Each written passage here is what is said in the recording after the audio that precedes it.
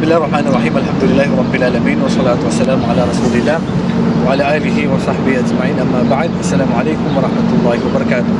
Tanong ng isang nagpa-fasting, tanggap ba ang fasting ng tao na nagpa-fasting lang pero hindi nagsasagawa ng Salatul Tarawih? Alam natin ang Salatul Tarawih ay espesyal ito sa buwan ng Ramadan. Ang sagot, tanggap po. Dahil ang Salatul Tarawih ay sunnah muakkada. Ito po ay mabigat na sunnah.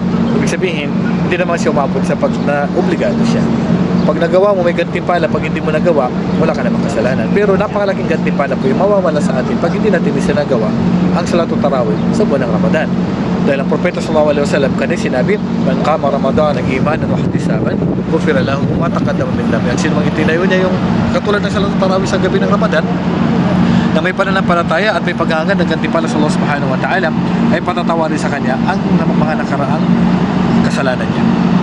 So, sayang yung gantimpala na ito na naghihintay sa taong nagsasagawa ng Salatul Tarawih. Kaya naman, i-grab natin ang oportunidad na inabutan natin ang buwan ng Ramadan at sa mga susunod pa na Ramadan ay pagkakalog sa atin ng Allah subhanahu wa ta'ala. Pero, tanggap pa rin ang fasting kung hindi po nagsasagawa ng Salatul Tarawih ang isang tao. Allahu a'lam. Assalamualaikum warahmatullahi wabarakatuh.